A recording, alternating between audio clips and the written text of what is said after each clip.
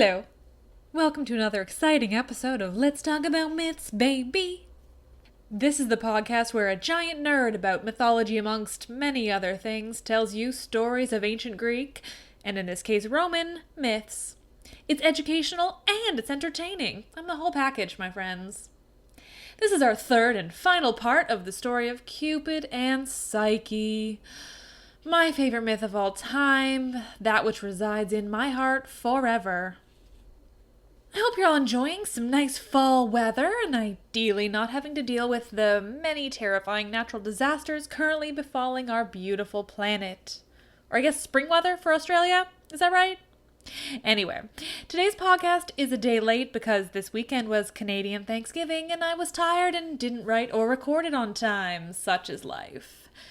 Now, I know I have a lot of American listeners, and I feel the urge to tell you a bit about Canadian Thanksgiving, notably that it takes place in October when the weather is still nice and warm and the leaves are still on the trees, just when that crisp fall air is starting to come around.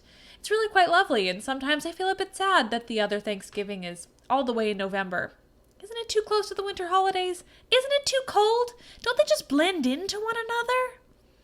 Anyway, welcome American friends and enjoy a post-Canadian Thanksgiving episode. You'll recall from the last two episodes all the excitement and madness that we've covered when it comes to old Cupid and Psyche. But for the sake of all your memories, I'm going to provide a recap. So, Psyche is super beautiful, just mega hot. She's so hot that the people of her village start comparing her to Venus, and eventually neglecting their worship of Venus because they're so goddamn obsessed with Psyche. Honestly, it's pretty weird. Her parents want her married off because that's just how this bullshit went, and so her father went to the oracle to figure out how to make that happen. Meanwhile, Venus was so angry that the villagers of Psyche's town were neglecting her that she called upon her son, Cupid, who has all the characteristics of the famous Valentine's Day Cupid, but who was, importantly, an adult. Venus called on Cupid to prick Psyche with one of his love arrows when she was strategically placed in front of some monster person, so that she would fall in love with that monster person and therefore be off the market, leaving those villagers to go back to worshipping Venus. But what we now know is that Cupid was super into Psyche when he went down with the intention of fucking up her life, and a combination of his attraction to her and pricking himself with his own love arrow, which was pretty stupid, meant that Cupid was now in love with Psyche himself. So instead of ruining her life, he came up with a plan. But Psyche's dad had, of course, already gone to the oracle, which is always a good idea and never ends badly.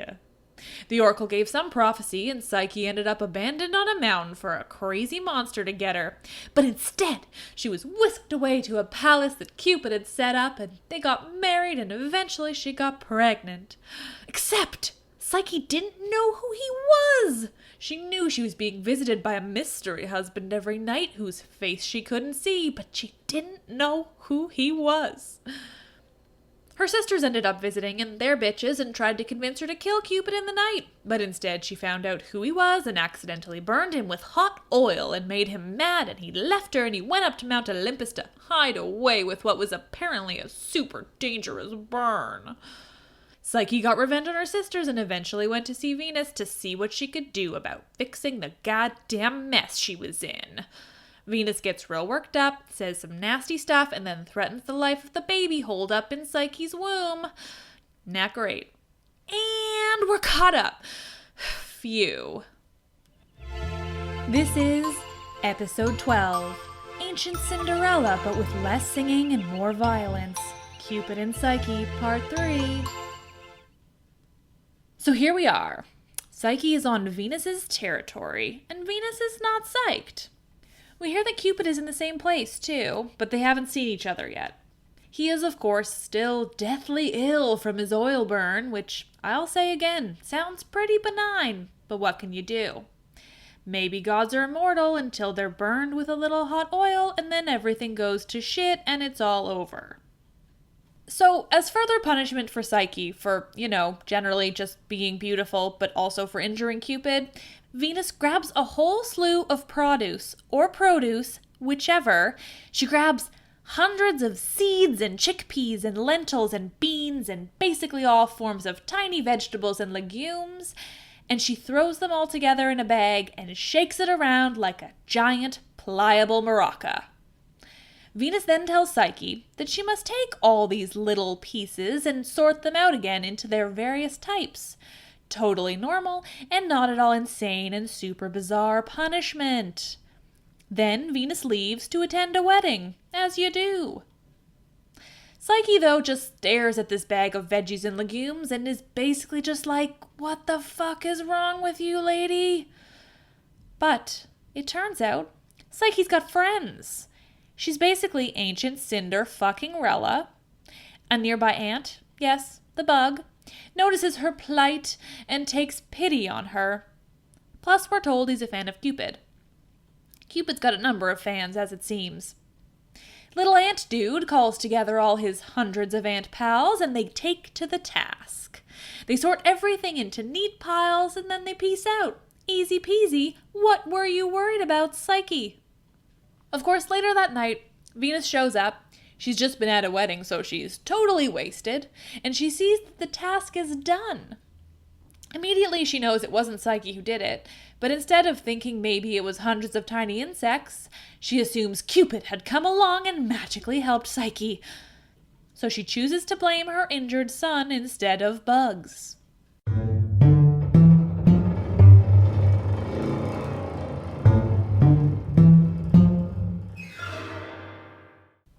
Cupid is, of course, still locked up in his room. He couldn't have left anyway. He's hidden away, guarded, so he can't get out and see Psyche. They're both magically in love, in addition to having been together quite a while and having created a baby and everything, so kind of real love. So, they're both kind of into seeing each other again. But Venus won't have any of that. So the next morning, Venus summons Psyche to see her again. She's got another totally insane punishment to dole out. She leads Psyche to somewhere fancy on Mount Olympus. I don't know if it's Mount Olympus, wherever Venus lives permanently. Who's to say whether it's magical or not? Anyway, that's where they are. Did I say Mount Olympus last week? Anyway, they look out on a field and Venus says, so down there are a ton of sheep. They just hang out and graze, totally chill. But here's the trick. They have golden fucking fleece. They just grow gold on themselves. As you do. Now, Psyche, go down there and steal a tuft of their gold, will ya?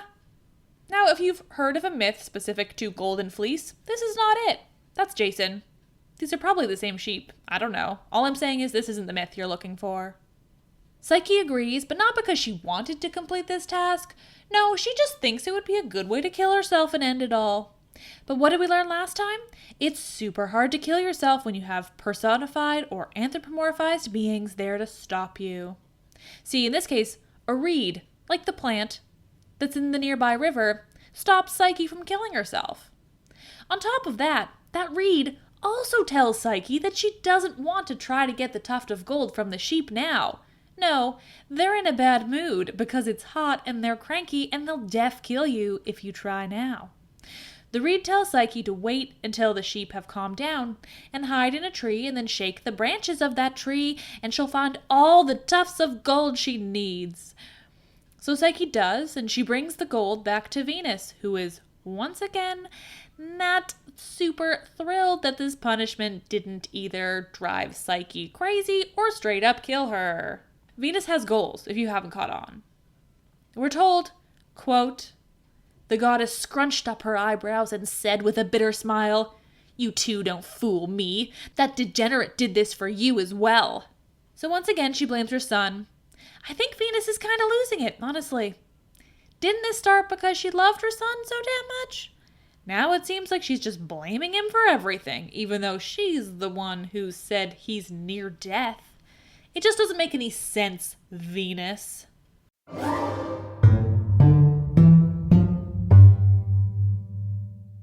Not to be outdone by herself, Venus has yet another crazy punishment/task for Psyche to perform. She points to a mountain nearby with the river coming from it.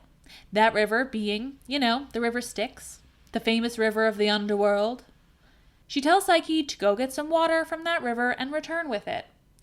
She hands her a little crystal container to put it in, and off goes Psyche. Psyche, of course, immediately thought of how she could just use this task to kill herself, something I wish she would stop doing because, frankly, it's getting a little tired. But turns out this mountain and the river are bananas. Just terrifying. The mountain is craggy with all these sharp cliffs and protuberances, a word in the book. You're welcome. And the river is literally described as belching, and it's basically all just terrifying. I mean, it's belching. And I guess for this reason, Psyche gives up trying to kill herself. But at the mouth of the river, she does encounter a bunch of unmoving serpents who start heckling her.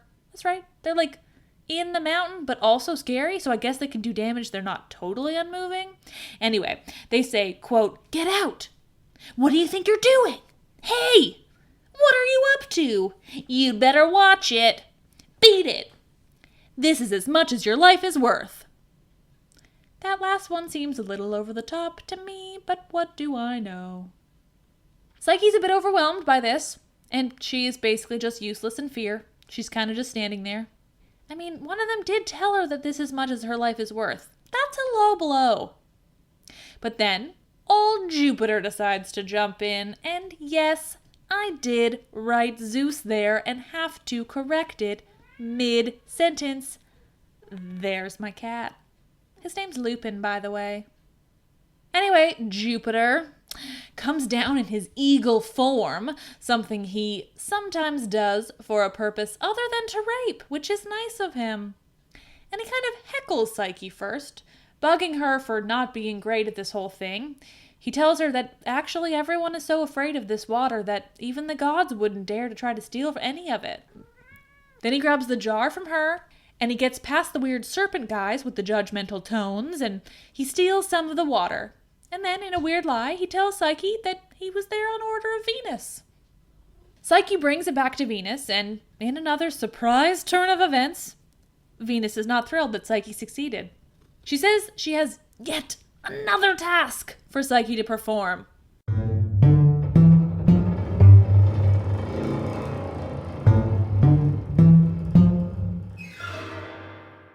This time, she's to go into the underworld. Yep, straight up into the world of the dead, which basically no one ever goes into because, death. And she's to find the queen of the underworld, Proserpina.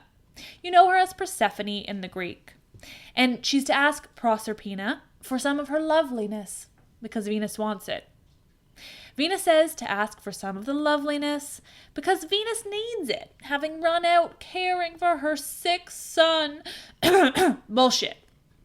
Guys, I won't try to sugarcoat it. Psyche tries to kill herself again. Just, give it up, Psyche. You have stuff to live for. Just, take a breath. Maybe see a psychiatrist. Anyway, she decides to launch herself off the top of a tower. This is the tower she's been staying in. But the tower itself, of all things, tells her not to kill herself. Weirdly, the tower also seems to have incredibly detailed instructions as to how to enter the underworld. Really detailed instructions. Where to go, who you'll encounter, the fact that when you're in a boat crossing the river, there will be a deceased senior swimming by who wants to get in, but you can't let him. I'm picturing Harry and Dumbledore trying to get the locket in the cave. Just bodies everywhere. Magic and fire. Anyway, Psyche receives these incredibly detailed instructions, which I won't try to explain here. There's a lot of talk of going to Lacedaemon, which is also called Sparta, you might know it, and finding a hole where she should enter and all this craziness. The underworld is not a nice place to be. Not at all. It's smelly and dark and full of monsters and guards and obviously hella dead people. The tower even tells Psyche about old Cerberus, Fluffy, the three-headed dog that guards the entrance to Proserpina's mansion. Give him some food, she's told, and she can get right by, because apparently it's very easy to get past a massive dog with 3 heads. Just throw it a raw steak, for God's sake. So Psyche listens to these instructions and gets to Proserpina and asks for some of her loveliness. Oh, and she's also explicitly told by the tower not to look inside and examine the contents of whatever Proserpina gives her. So she follows every instruction down to the letter. She handles everything perfectly. No mess-ups at all. It's really quite incredible. Until, obviously, she decides she will look inside the jar that Proserpina gave her, because curiosity and cats and all that. Of course, when she opens it, there's nothing inside. Very mysterious. Well, nothing except an infernal sleep. Straight from the river Styx. And so immediately Psyche falls asleep and is basically dead to the world. Unwake-upable, you might say, if you wanted to make up words. Now, up to this point, you might have thought, this story is actually pretty incredible when it comes to females. I mean, sure, Psyche tries to kill herself like 100 times, but mental health is a real problem, so let's not criticize. Thankfully, she was saved. But otherwise, she's pretty badass. She's completing all these tasks. She's trying to save herself and her marriage. She's not running and hiding. She's standing up for herself. But let me stop you right there and remind you that basically everything in the ancient world came from the mouths of men. So while all of that is true, and Psyche was a badass bee kicking ass, in this moment that Psyche has fallen asleep, Cupid realizes that his burn is all healed. How very lucky. So of course he goes looking for her and immediately finds her and immediately fixes things. Now, as much as I want to think, blah, blah, blah, here's another story of a man saving a woman even after she did lots of other stuff herself up until this very moment that she needed saving. As much as I want to say that, this moment is what is captured by Antonio Canova, the artist whose work I Instagrammed last week. Just go back and look at the post, okay? And I'm going to talk about it more at the end because...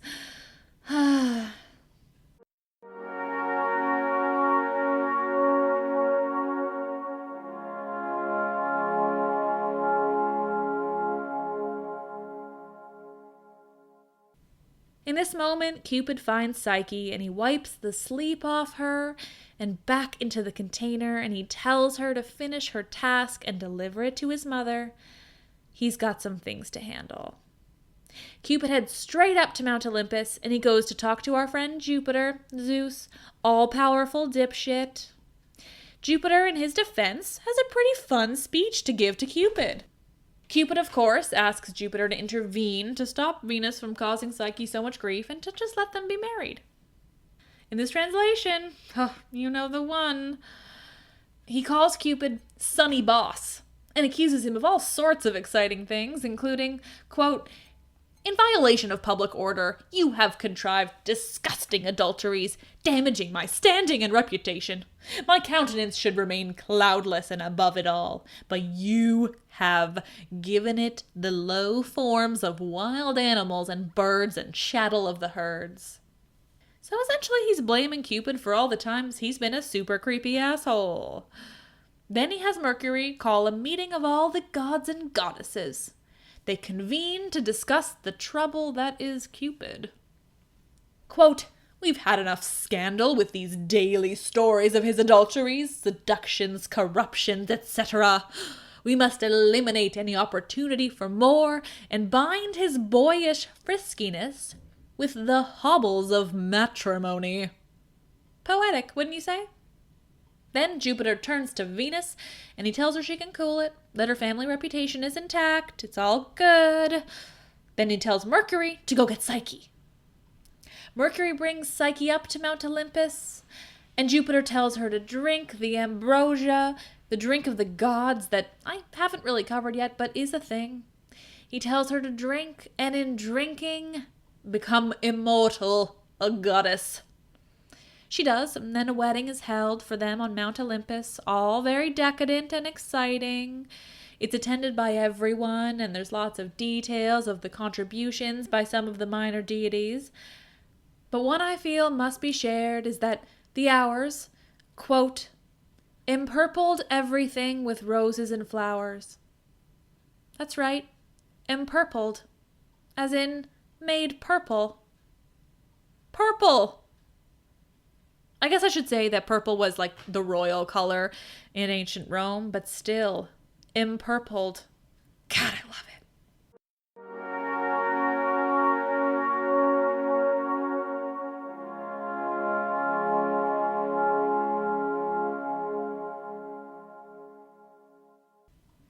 Well, my friends, that is the story of Cupid and Psyche, and it only took 3 parts. In the future, I'll likely be doing multiple part episodes often because there's this little thing called the Trojan War and the preceding and resulting madness that will likely take up quite a few episodes. If you have any suggestions as to how I can make multi-part episodes easier on you, the listener, let me know. Or if you just straight up enjoyed multi-parts, let me know too, because that would make me feel good. Now, as I mentioned, the pieces of art by Antonio Canova. So, they're amazing, but also, there's a they.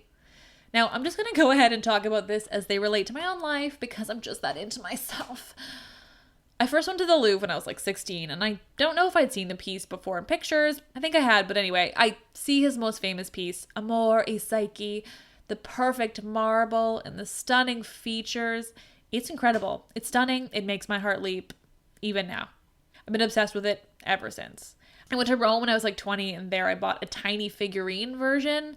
Cupid's face is kind of weird in it, but man, do I love it anyway. Later, I discovered that there was a version that was painted. A painting of the same piece, but with color and a background and more details. I lost it. Then, even more years later, when I was like 24, I went to New York and visited the Met. And frankly, I was a bit crazy and spent 90% of my visit in the Greek and Roman antiquities section. Big surprise. And I guess I should say here that Antonio Canova was much, much later. I think it was either during the Renaissance or even a few centuries later than that. Maybe 1800s? Anyway, finally, I leave that section and I race around to where my family is because, they'd seen the rest of the museum. And I try to see the classics that you're supposed to see at the Met. Monet's Water Lilies, the Van Gogh collection. And I'm searching for those when I turn a corner and there it is. I feel like you might think I'm dramatizing how this moment went, and I'm not. I lost my shit. There was yet another version of Amor y Psyche. It's kind of a draft version, I guess. It's not done in marble, and it looks unfinished. It's rough and just rugged looking. Anyway, I'm examining it and losing my mind, and then I noticed that in this version, Psyche has wings. She has wings, you guys. Butterfly wings. Anyway, this is not new. There are many versions of art and maybe versions of the story where at some point Psyche has butterfly wings. I've never quite understood it.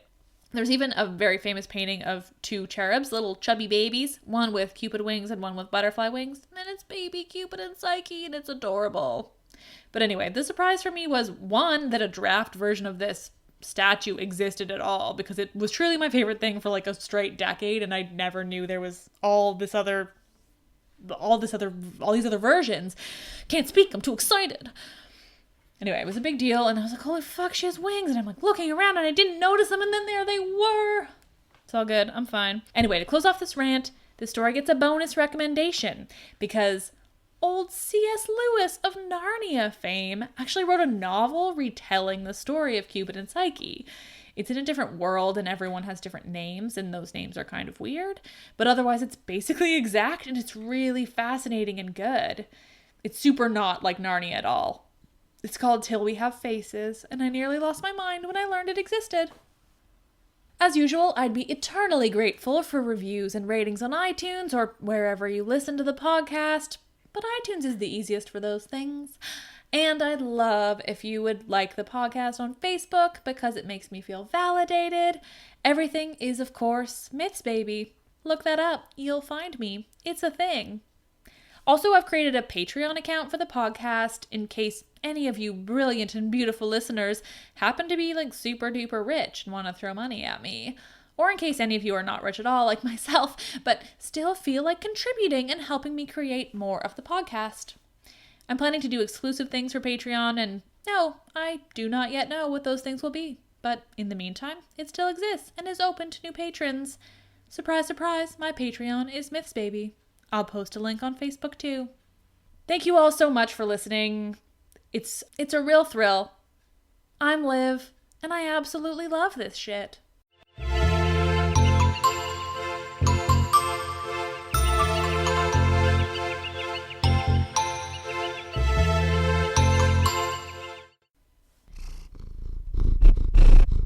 That's my cat purring into the microphone.